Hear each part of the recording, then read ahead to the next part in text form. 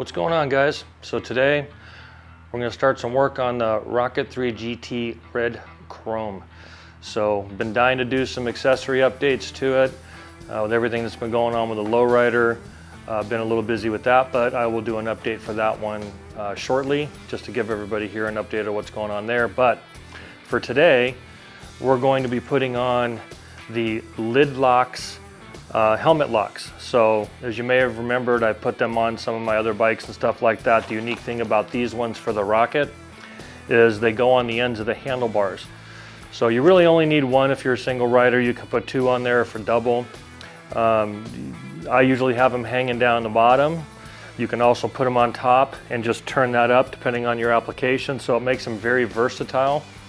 Great product, great company, fast shipping, real affordable. So much better, discreet, just a great product overall. So what we're going to do is flip things around and get it all set to go and get started on, show you how easy it is to put them on. So back in a minute. All right, so we've got it turned around.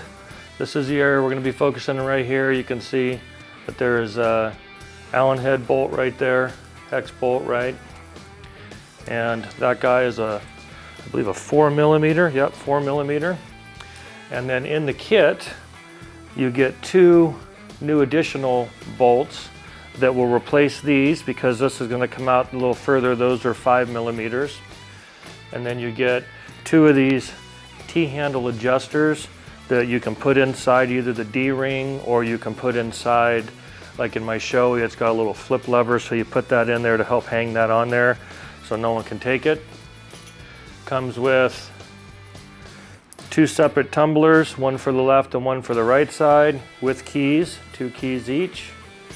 And then you get two of the actual lid lock mechanisms right here, and there's a little Allen wrench here on the bottom, which they provide, which is a set screw that will go in once you get it set in place and does that. So pretty simple configuration of what to get. So what you want to do is get you a ratchet or whatever your preference is for pulling those out. And you take your 4mm, put that guy in here. Oops, wrong one. 4mm, put that guy in here and take it out. Just back that off.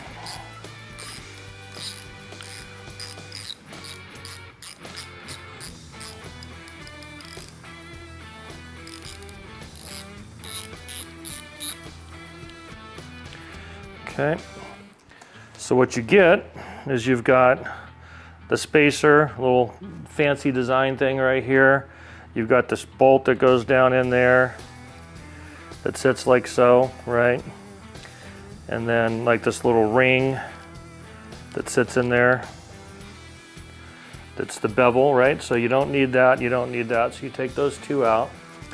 What's gonna happen is you're gonna put your lid lock right up against the spacer, and you're going to take your new bolt, slide that down through the center like that, put that in there. You can see how it sits like that, right, with the spacer. And you're going to switch out to your next 5mm. Put that in there and just start it in.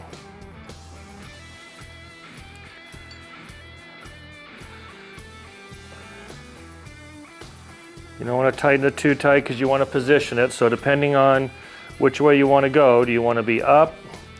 Do you want to be down? Do you want to be forward? Do you want to be back? Just depends on where you want your slot. I'm going to do my slots like I did on my other one, which is down the bottom. So a little trick too with this, turn it up a little bit to where you think it's going to be. And then when you tighten this guy down, excuse me for blocking the camera, but let's see if we can do it this way.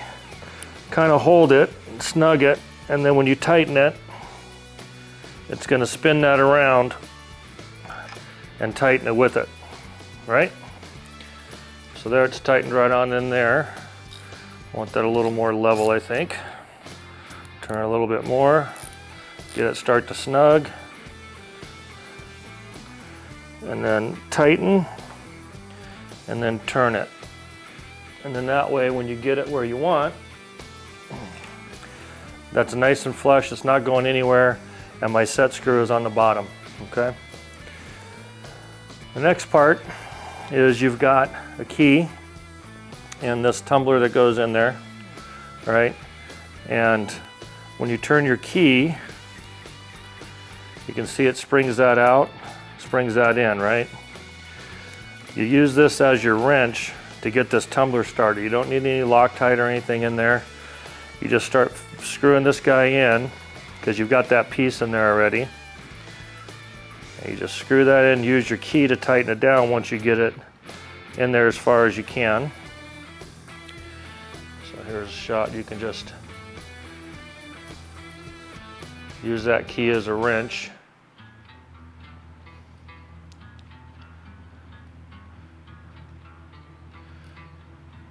And then once you get it where you think, you'll see how that comes out. There's a notch. There's a notch on the key. So once you get it close, you just put that notch kind of in there to where it bites and use your key to turn that the rest of the way tight. If you go all the way in, you're going to turn your lock, right? So you don't want to do that. You want to go just enough to get that in there, and you can turn it and put a good squish on it. And then take your set screw, your Allen wrench for your set screw, and tighten this guy up in there and snug it in.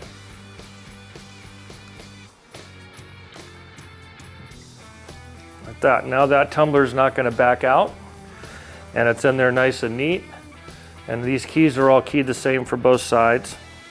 So now you just put this in, turn it, so you hear the pop, and there's your pin, and there's a pin that goes back in that this is, so when you put your helmet in, it pushes in and locks it, right? So pretty simple stuff. Let me grab my helmet and we'll show you what it looks like hanging on there. I did a video on how to secure a Shoei earlier, so you just use that as an example, but essentially you just take this and slide this inside of there because it doesn't have a D-ring. Right, so you slide that in there, you get that up to where it hangs. Take your key, pop that out. Take your lid lock, pop this guy in there, push that thing around, and your helmet's locked on. Right, they cannot get it off unless they cut the strap off, which then makes that helmet useless, right? So now you can also do it to where you turn it up and lay it on your mirror if you want to hang it on your handlebars. I always have mine like this because I put stuff inside my helmet when I'm sitting there, like my gloves or hat thing or something like that. Yeah, that's about it. So that's how they go on. Pretty simple, pretty easy. And then to pull it off, put your key in there, push and turn till you hear the pop. Drops it out. Take your D-ring out. And I generally ride with this open if I'm going to be going a lot of places, but if not, I'll just push it down. And that's it. Pretty simple to install, pretty functional. If you have your handlebars straight, you can put one on each side hanging down. If you have your handlebars turned, then standard turn to your left will be just the rider's helmet. The passenger one would hit the tank, so you would want to maybe flip one up and do one down, but it's up to your preference, whatever you want to do. So pretty functional, easy to go. So we'll spin over and do the other side real fast and then wrap this one up. Back in a second. All right, back over here on the left side, same premise, right? You got your screw, all that right there. So take your 4mm, take out the end cap.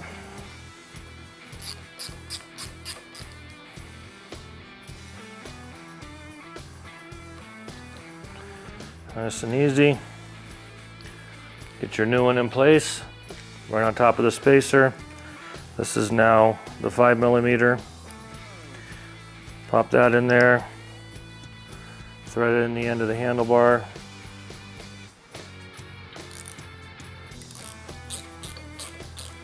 Snug it up where you get close.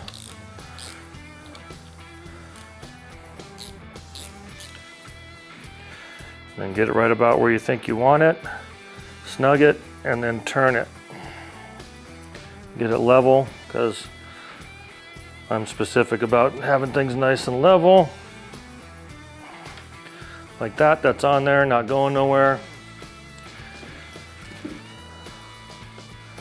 Then you take your second tumbler with the key, slide that in, find your notch.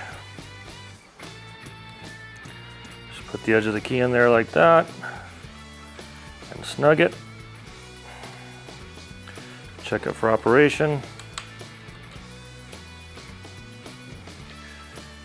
And then take your Allen wrench to set that set screw on the bottom. Just remember that if you ever take it off, to loosen that set screw before you try. That'd be a bad day. I have broke these by twisting too hard, getting a little too Magilla Gorilla on it, so be cautious. And then just to test the other keys, because I already used the previous ones, turn it, pull your key out, push it back in, good to go. And that's it. Then you got the same thing. This one loads at the bottom so it'll hang. And then the other one will load the bottom as well, so I can have two helmets hanging on here. And I'll just show you what it looks like without the helmet. So this can go through a D-ring if you got something longer or anything like that, but that's how it hangs and locks that on there. Makes it very easy to secure your helmet and makes you feel a little bit better when you got to go in someplace. All right, cool. So that's it. That's the left to right side LidLox. Let me spin it back around and we'll do some closing thoughts. Back in a second. All right, there you have it. So left and right side on, looks nice and balanced. It looks nice and subdued on the bike with the black end tips and things like that. And very functional, lets you lock up your stuff.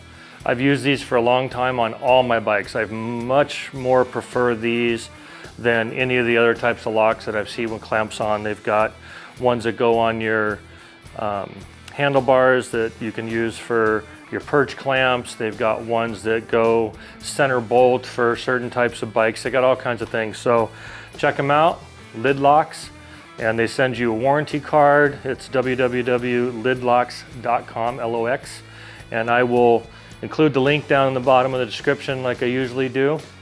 And again, I'm not sponsored by these guys. I just love their product, and I wanted to share that with you and, you know, put this back on this one because Lois number 2 had these on there and they were very, very helpful. And well, here we go with Rev number 3, it looks like. So good to go. All right.